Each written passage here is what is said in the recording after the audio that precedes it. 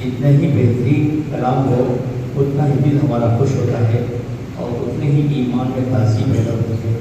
اس لیے میں ڈاکٹر عنایت اللہ خان صاحب ان سے گزارش کرتا ہوں کہ وہ شان رسالت میں کلام دیں. السلام علیکم ورحمۃ اللہ وبرکاتہ. درود شریف پڑھیں. والد محترم کا ایک پسندیدہ کلام کافی دنوں کے بعد میں مجلس میں پڑھ رہا ہوں. ایک بالکل نئے انداز سے مدینہ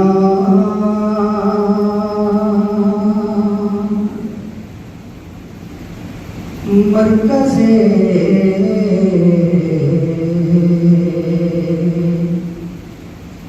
مہر و وفا ہے. مدینہ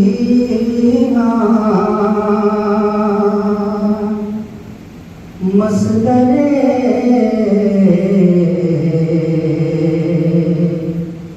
جود و سخا ہے. مدینہ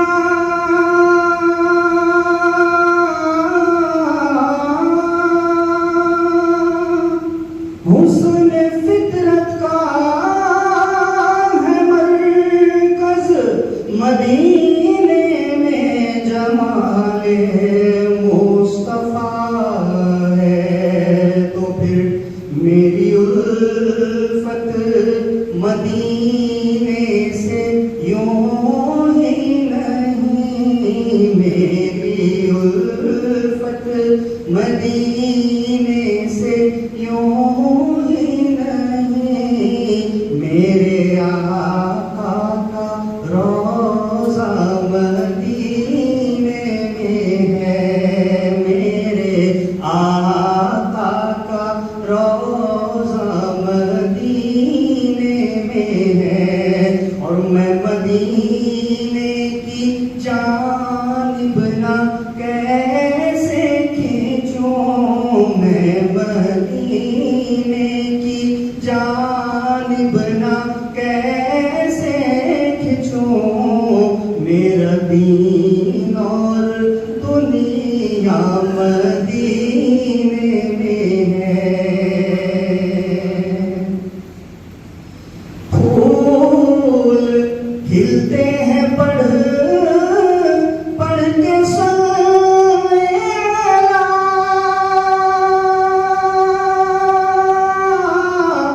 جھوم کر کہہ رہی ہے یہ باد صبا.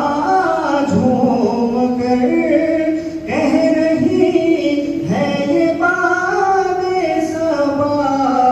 ایسی خوشبو چمن کے گلوں میں کہاں. ایسی خوشبو چمن کے گلوں میں کہاں. جیسی خوشبو نبی کے پسینے میں ہے. میں یہاں ہوں میرا دل مدینے میں ہے. اور عرش اعظم پہ جس کی بڑی شان ہے. روضہ مصطفیٰ جس کی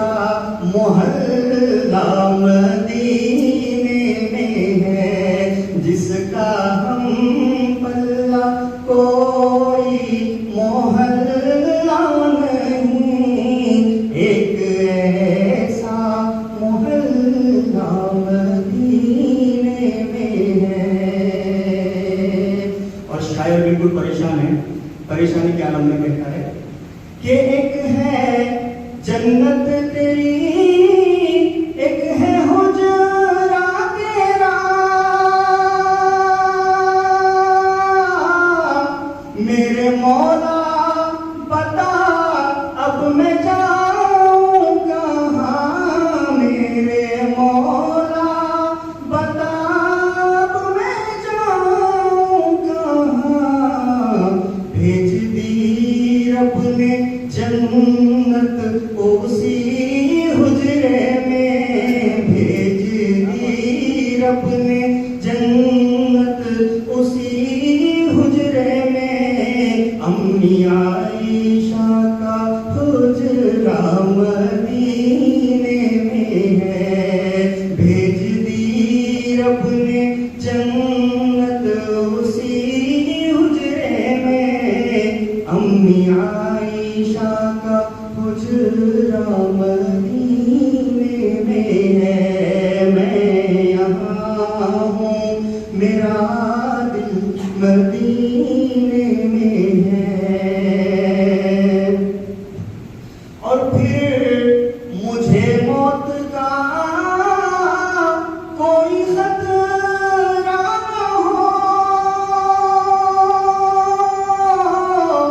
موت کیا زندگی کی بھی پرواہ نہ ہو، موت کیا زندگی کی بھی پرواہ نہ ہو، کاش سرکار ایک بار مجھ سے کہیں، کاش سرکار ایک بار مجھ سے کہیں، آ تیرا جینا مرنا مدینے میں ہے، کاش سرکار ایک بار ہم سے کہیں، کاش سرکار ایک بار ہم سے کہیں، آ تیرا